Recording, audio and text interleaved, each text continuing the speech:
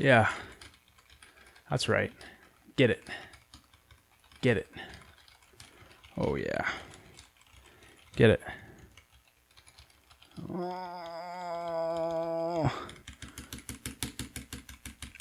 Ah.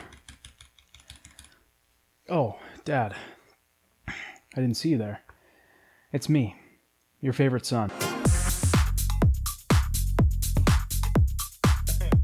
PlayStation Plus's free Game of the Month program has been steadily disappointing me for about a decade now. When I first got my PS4 and didn't have a ton of games, the likes of Resogun and Dead Nation were a pleasant surprise. But now that I've amassed a library of games that I've yet to play, need to revisit, or still need to platinum, each month's releases grow to disappoint me more and more. Every month, I am made a fool. I forget. Just enough time passes where I forget. I forget that every 3 months I pay $24.99 for a service that I barely use. I forget about the games that have sat undownloaded in my library for years. I forget about the smiles wiped off of my face when I've read the new announcement. And then I remember. Free games. Free games. Free games. Free games. Free games. I am getting my monthly free games. I say to myself, alone. Maybe I'm scrolling through Facebook while I'm on the toilet and I see an article from Games Radar. Maybe I'm doing the dishes and I get a notification on my phone. Maybe I'm putting off writing this very script and I see a YouTube video. But every month, without fail, the PlayStation Plus games are announced. It seems I'm the only one left that expects anything from it at all. Maybe this stems from my aforementioned frugality that was covered ad nauseum in the previous video, but I want my subscription to be worth something.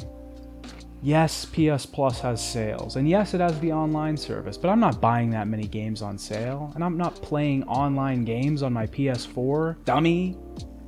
But regardless, I've had this same subscription since I was 14. When I was in middle school, my father paid for it. When I was in high school, my mother paid for it. At Christmas time, my grandparents would get me PlayStation Plus cards, and they would pay for it. And for the past 6 years, since I have been legal working age in the state of Pennsylvania, I have taken on that lineage of burden. The cross that I myself must bear. The disappointment that I myself must face. And with each passing month, I face it. Whether a notification, a video, or an article, I check out those free games. And they're usually not worth it. Whoa, I think I'm gonna be sick. Oh, I think I'm gonna be sick. Oh my goodness, hold on, I think I'm gonna be sick. Sorry. But every once in a while, the stars align. Maybe it's something unassuming. Take February, for example. I didn't expect this month to be good at all. Control was included, but I had already platinumed that a few months ago. And the other game was... But when I saw Concrete Genie, I had a familiar thought. I saw a skin that I'm used to seeing spirits wear. A game that I had thought of playing, but never got around to. So what better time to do it than when it's free? That's how my journey with Concrete Genie began. You probably have a lot of questions, and I totally get that. You are my dad, after all. I'll be taking those now. What is Concrete Genie? Concrete Genie is an action-adventure video game developed by Pixelopus for the Sony PlayStation 4. It was directed by Dominic Robillard, produced by Brent Gock, and written by Evan Skolnick. The main character in this game, Ash, was voiced by Simon Lathrop. Most of the kids in this game, which is most of the cast, are actually voiced by children, which I found to be refreshing. Side note here, when I was looking through the voice credits for this game, doing research, I found out that the creatures were voiced by 4 different people, one of them being Christina V, which I found really weird because most of the actors in this game, this was their only project. But Christina V being the, top 10 most popular voice actors in the world seemed a little out of place to me. So if there's a story behind that, I'd actually like to know. She also voiced Megumi Yakushiji from 13 Sentinels. The idea for the game came from one of the artists working at Pixelopus. His name is Ashwin Kerr, who the main character is named after. He had the idea of a young artist being bullied, and they went with it. Pixelopus was formed in 2014 during a game development program that was going on at Carnegie Mellon University. The students were given PlayStation Vitas to experiment with. 6 students from Carnegie Mellon, along with a few others from San Jose, were chosen to form Pixelopus.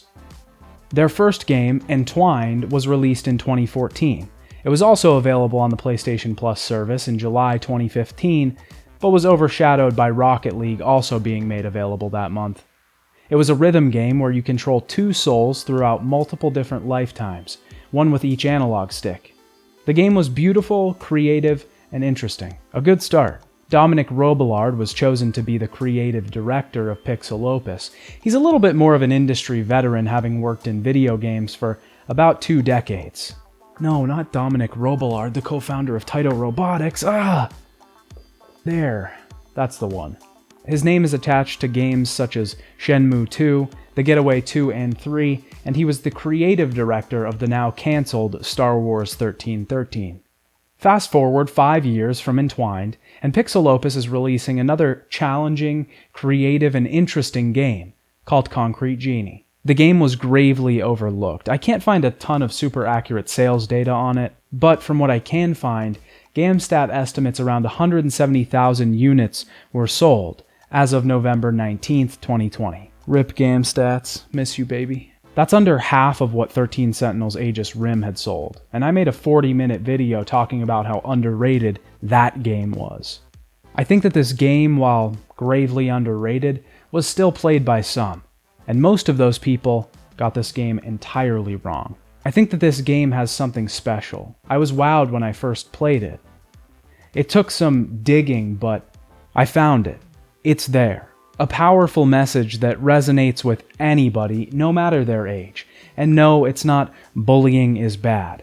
I see quite a bit that this game is represented as the anti-bullying game, and while I think that's in there, I think that narrows the game's message. It pacifies it in a way. Concrete Genie was something most games aren't. It was underplayed, sure, but Concrete Genie was underplayed and misunderstood. What happens in Concrete Genie? Good question. Since the dawn of time, video games have had a story. If you've been paying attention, that was a false statement, a lie. I lied to you. Get over it. Get over it. Get over it. Get over it. At the dawn of time, video games did not have a story. Until one day, video games did have a story. Video games like Red Dead Redemption 2, The Last of Us 2, and Kirby Fighters 2. Concrete Genie happens to be a video game that has a story. Concrete Genie is a game about a young kid, named Ash. With a cool name like Ash, you probably haven't a worry in the world, right? Wrong. Ash is an artist, and he carries around a little sketchbook with him wherever he goes. One day, as he laments his parents' absenteeism, he is run upon by a group of local ruffians, or bullies. These ruffians wreck him and rip his notebook up. It's actually really sad. I think that this is the first thing that this game gets right out of the gate, is this distinct, realistic portrayal of bullying. It makes you feel, it's visceral in a way. As Ash's pages are ripped from his notebook, all of his work, I'm reminded of my experiences with bullying. I'm reminded of that rat bastard Jacob Penkelman who walked up to the computer I was using at the public library and hit the backspace key, effectively deleting 6 hours worth of HTML code from my MySpace page. Jacob Penkelman will get his by sword or steel, I swear.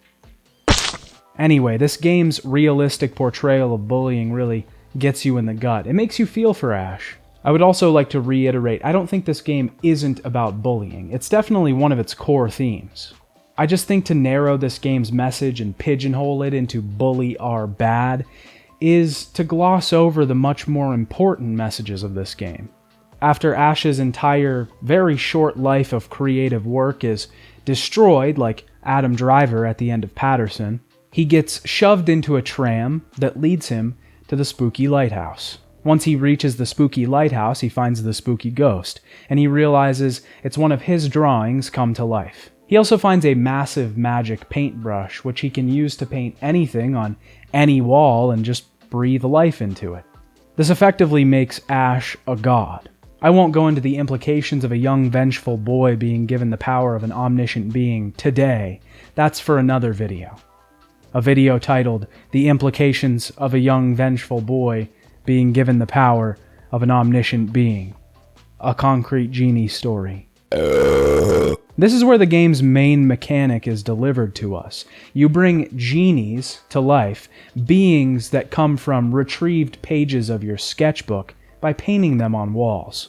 These genies help you progress further in the game. You paint these genies by using the DualShock 4's motion controls.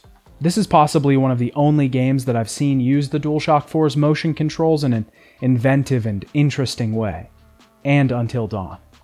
Your goal is to retrieve all of your sketchbook pages at first, until you talk to Luna, the spooky ghost from the lighthouse, and she wants you to rid Denska of its corruption. You see, you find this out slowly throughout the game, but Denska, the small fishing town that this game takes place in, was abandoned. Years ago, a ship crashed outside of town and spilled toxic sludge all over Denska. Over time, the town there deteriorated and the people grew more corrupt until everyone just had to leave. Now the only residents are the packs of ruffians like the ones that have plagued Ash thus far. Ash and his family also used to live in Denska, and he got to see what a beautiful place it once was. The mission to restore Denska is very close to home for Ash. Scratch that, it is home. Restoring Denska means restoring the life he had before, restoring the family that he had.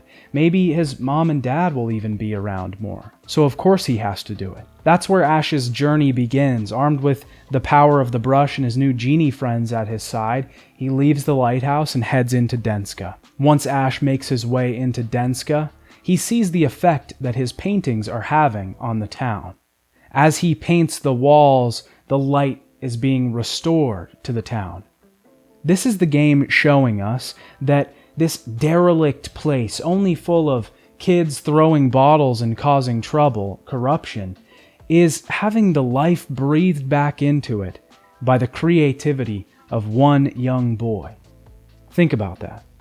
Ash makes his way through each district of Denska, bringing it back to life and restoring it to its former glory. As he does this, he also sees that the bullies have started to graffiti over some of his drawings. They've written hurtful insults on the walls to try and discourage Ash. This doesn't dissuade him though, he stays strong and moves forward. Ash even runs into the bullies multiple times while traveling throughout Denska. They try to push him down or take his things, and inevitably when they try to take the magic brush, Ash is met with something peculiar. Whenever someone else tries to touch the brush, Ash can see their memories, or more specifically, their trauma. He sees that these bullies have memories and pasts that are just as troubling as anyone else's. One of the bullies is even being taken away from his parents, which Ash can relate to. This leads Ash to sympathize with the bullies. He doesn't blame them for what they've done or are doing to him. Ash is choosing kindness over this same cycle of hurt that these bullies have been put through and are putting other people through. I want to distinguish something here. Ash is choosing kindness, not passively ignoring these bullies. He's choosing to be kind to them and to improve the world around him actively. That will be important later. After Ash makes it all the way through Denska, he's on the home stretch. He's just about to paint his final masterpiece and rid Denska of its corruption. The bullies show up and ruin it. They break his paintbrush. This effectively destroys any hope Ash had of bringing Denska back to its former glory, of ridding the city of its corruption once and for all. This leads Ash to release a huge outburst of anger, frustration, and panic, all negative emotion. If you've ever dealt with bullies, negative people, or people who are, for lack of a better word, toxic, then you'll know that at a certain point, the anger and frustration can build, and in a lapse of judgment, it can explode and lash out to the people around you. This is what happens to Ash, but in this world of magic brushes and genies, this doesn't just cause someone to be upset. The repercussions are catastrophic. This outburst causes a genie to manifest in the real world, not just in the wall, but in the 3D space. Like Battlezone for the Atari 2600, this beast sheds its 2D roots and rips into the 3D world. This is a big turning point for the game, and it isn't early on either. Things aren't still being established, we're not still getting a feel for things. Everything's established, and everything has been felt for. But the story is turned on its head when this dark genie eats all of these bullies and runs away. Ash is left broken with what he's done. His brush, the only thing he had to help him rid Denska of its corruption, is destroyed. And as far as he knows, all of the kids around him just got eaten by a monster he accidentally created. Luna decides that Ash has to save Denska and these kids from the corruption that threatens it, so she sacrifices herself to repair the brush. That's when the game really turns, and you can now destroy these dark genies with the brush. Not only can you create and breathe life into things, you can now destroy and take it away. Ash, the all-powerful, the Breaker. Seriously though, right at the end, this game does a total 180, something else I completely didn't expect from it. It changes tone, style, and gameplay all in like 10 minutes. After Ash gains the power to destroy the Dark Genies, he defeats each one as he makes his way back through Denska, and saves the bullies in the process. He makes friends with each one of them as he goes through. As he gets to the last, final Dark Genie, the one that's flying around the lighthouse, the one that he brought to life, he destroys it, and brings Luna back to life with it. The bullies and Ash are friends now, and they ask him if he wants to hang out. He says a goodbye to Luna, a tearful one, and heads off in a boat with his new friends. This is what happens in Concrete Genie. How do you play Concrete Genie? Concrete Genie has quite a few gameplay elements that are interesting and of note. The first way you play Concrete Genie is by painting. I'll say painting as a game mechanic is a genius one, but not a wholly original one. I say that with a bit of facetiousness because painting hasn't exactly been a large part of video games thus far. Alright, you caught me. I lied. Again. I have to wonder when your trust for my statements might start to wane. I apologize. Painting in video games has been around at least as far back as the NES. I remember the days of being a kid and trying to think up glorious, beautiful new creations I could make in Mario Paint, and then getting bored and drawing penises.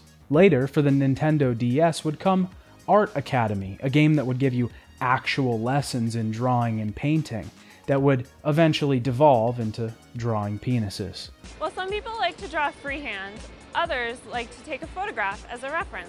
You could make the case that drawing penises has been around longer in video games than painting has. My point here is that I think an integral honor a drawing game or mechanic has is how long it takes before you reach the point where you think it would be funny to defile it. The longer you go without feeling this urge, this need, speaks to the merit of the game. It's not that it's funny, it isn't. It's an autonomous response. It's a need. It's not something that you want to do. You don't even have control over it. It's just your body telling your brain it's time to stop playing. And you know what I never did in Concrete Genie? Draw a penis. I never even thought about it. Not once. I didn't even think about it until writing this very video. That's how much I cared about the things that I was creating. I wanted them to last. I knew they were going to last. I was even playing the character of a teenage boy. It would have been 100% within roleplay rules to draw a penis on one of those walls. Ash would have thought that was hilarious. But I didn't. Because seeing the things that I had created, seeing the game scroll back through as I completed each district, showing the beauty that I'd left upon each wall, was much more worth it. This is what the entire game is based around, for at least 3/4 of it anyways. When you're trying to rid Denska of the corruption, you're running around the town, painting on walls, trying to get the lights to light up. Ash's creativity is providing the city with energy, power, life. His friendships with the genies are doing this as well, even though I think the genies are metaphors for raw, pure emotion. Ash's relationships with his emotions are causing his surroundings to improve. This is one of the main themes of the game, that the more Ash deals with his emotions and others' emotions in a supportive, healthy, and positive way, the better Denska, or his home, becomes. You paint on the walls by using the DualShock 4's motion controls. At first I thought this was going to be hackneyed and kind of forced, but once you get the hang of it, it adds another level of immersion to what could have just been a weird little paint simulator. Your controller becomes the brush, and I think that's what Pixel Opus was going for with this level of gameplay. The painting is well done and integrated into the game, as it should be. When I was playing the game, I never felt like I just wanted to paint the same thing over and over, like a line of snowflakes, just to progress enough and get to the next part. It never felt tedious or like something I had to do. It always felt like a treat, like every wall I had to paint was another blank canvas. I would look through my newly gathered tools and decide which ones I could use here. Could I make this one more cohesive than the last? Sometimes my paintings would come out looking wild, haggard, and nasty, but by the end there were some that I had become genuinely proud of. The interesting thing about this mechanic is how well it's integrated into the world around you.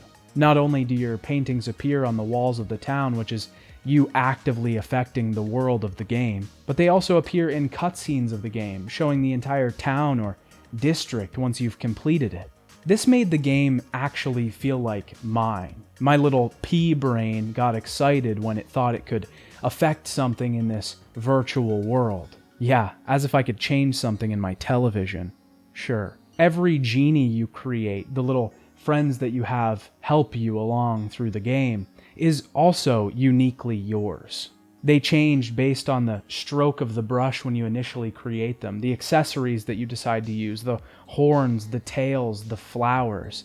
Each genie is unequivocally, uniquely yours. The second way you play Concrete Genie is by fighting. Like I said earlier, when the game is nearing its end and Ash has an outburst of anger and fury, releasing a being of pure panic, fear, and rage upon the town of Denska, your brush becomes no longer a pen, but a sword. You start having to actively fight these dark genies that you've released upon the town. They're scampering around the town trying to snuff out the life of the bullies that tormented you.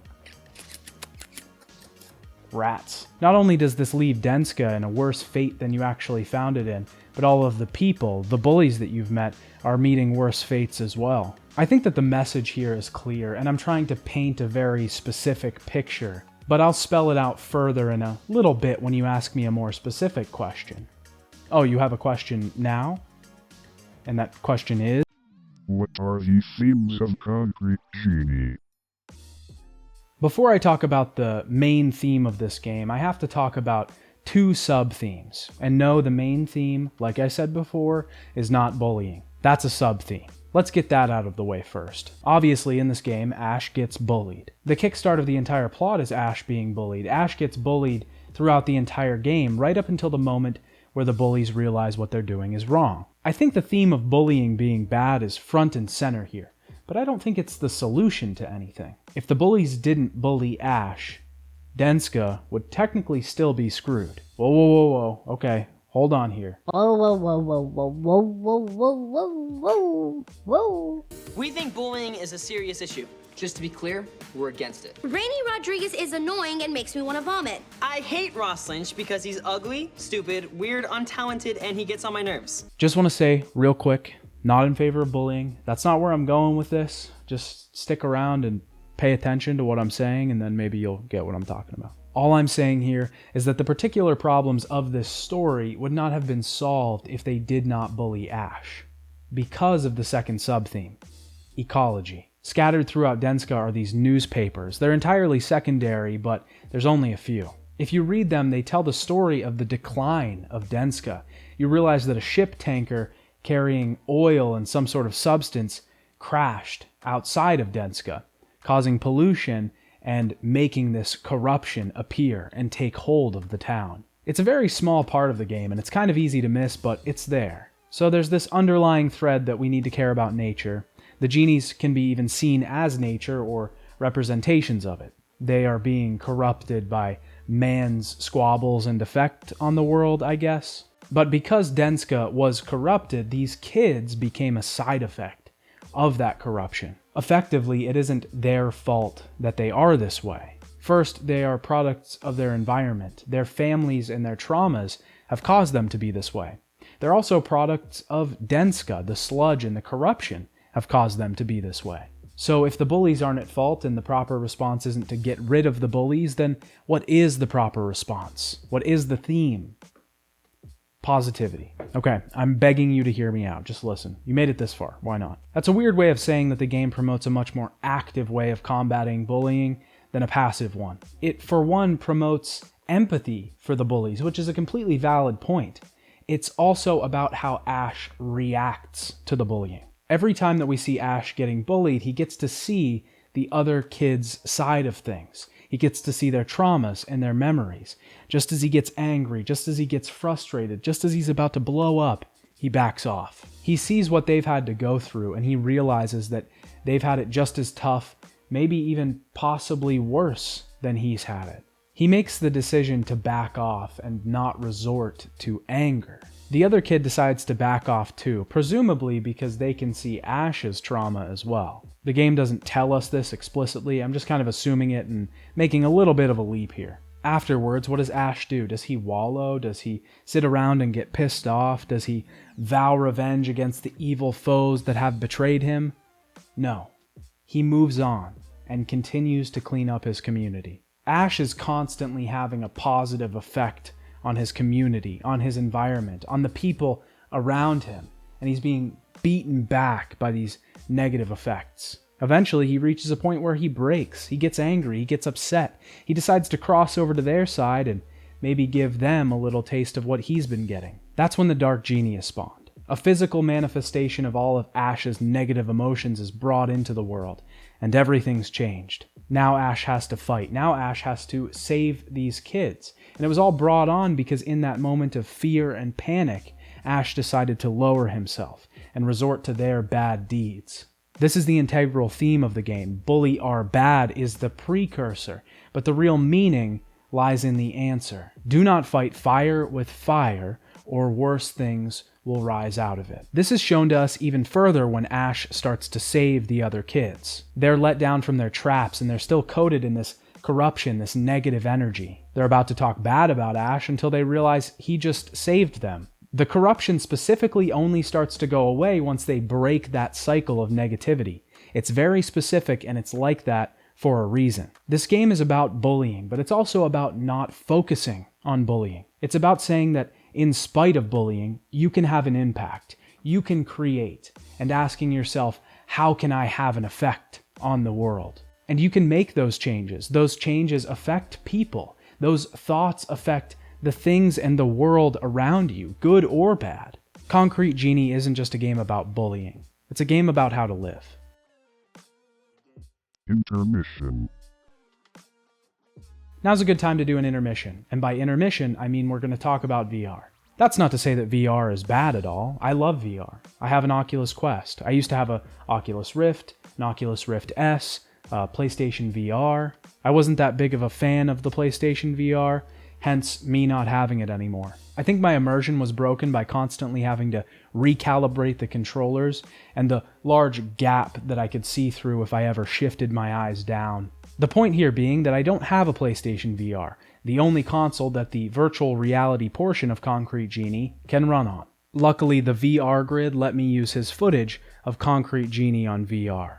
I would highly suggest to go check his channel out. He has a ton of VR content, and he even has a little VR podcast, which is pretty cool. I was honestly kind of surprised by the amount of content in this VR experience, as they referred to it. I honestly assumed that this would just be tacked on to market the game a little better, which I actually think it had the adverse effect. I also figured this would just be free paint mode, but it actually seems like most of the gameplay features have transferred over from the base game. You actually have to paint to get the lights to light up and complete the level. It's not the same, and it's definitely a more pared down version with no story, but it's still there. You can also hold the notebook and actually find sketchbook pages and get more objects to paint. It seems like VR was a cool little thing that was in the game. Nothing super interesting or majorly compelling, though. I felt like I needed to talk about it though, because I figured I would bring it up sooner or later, and it would take me just as much time to explain why I didn't talk about it as if I just talked about it in the first place. I mean, look at this. It's taking me this much time to explain why I did talk about it, and so much so that I've forgotten what I'm talking about. Next question. What are some cool things about Concrete Genie that don't have to do with its overt themes of proper response to bullying/negativity/how to live life in general and improve things around you? That's a fantastic question, Dad. There are actually quite a few things in Concrete Genie that are mighty interesting and frankly, pretty cool.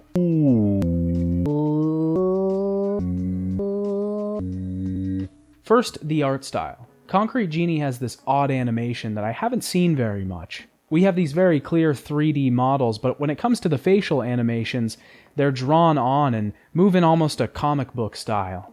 It reminds me a little bit of Into the Spider-Verse, how they slowed everything down to make it appear more like a comic book. Though this game doesn't have that exaggerated sweat. No, I'm not going to get into that. I'm not sure, but I have a sneaking suspicion that this has to do with Ash's proclivity for drawing and painting. It's almost as if their words are being drawn from their mouths as they're being said. As if this is all just some sad fantasy in Ash's notebook. In a world that's affected by being drawn, everyone looks like they're drawn. Then you have these sequences when Ash can see the memories of the bullies as they're trying to pull his paintbrush away from him. They appear in this beautiful style of animation, a child's version of what we see in the game. We are seeing these memories through the lens that an even younger child would see them through. Simplified, minimalistic, flat. They're memories. They're muted because they're just pure information. They don't have that depth. I think this alludes in how the credits are shown as well. After the credits roll, we see the future in this same art style as well. We watch Ash roam around the lighthouse with his new group of friends. My sneaking suspicion here is that this is because this is the future. It's not real yet, it's not definitive, it's not written in stone. This is just Ash's speculation, it's presented in the same style. I love that. Clearly you have to distinguish between past, present, and future, but this game does it in a way that's already constant and in line with its beautiful and unique style. Second, there's that soundtrack. I know I said last time that I don't talk about music often. Well, that was also a lie. I've broken your trust again. Shall we start a tally? Composed by Samuel Marshall, who composed music for Skullgirls Mobile, CSGO, and Entwined, the Concrete Genie soundtrack is one full of melancholy, memory, and fear. It reminds me of experimental ambient music like Oneotrix Point Never or Igloo Ghost. Those Things Are My Friends in particular has these thumping kicks sprinkled and dotted with these beautiful synths. It evokes the thrill of running, the adrenaline of knowing something is coming. Sam Marshall said that the three main instruments on the soundtrack each represented something. The flutes represented childhood and creativity, the cello represented adulthood and maturity, and the synths represented the magic in the world. Tracks like Wild Things have this melancholy sadness that permeates through the song, but then crescendos into this mountain of violins and flutes. Denska is a fantastic song that oozes the sound of the town that it's named after. How does one ooze the sound of a town that doesn't even exist? This is how.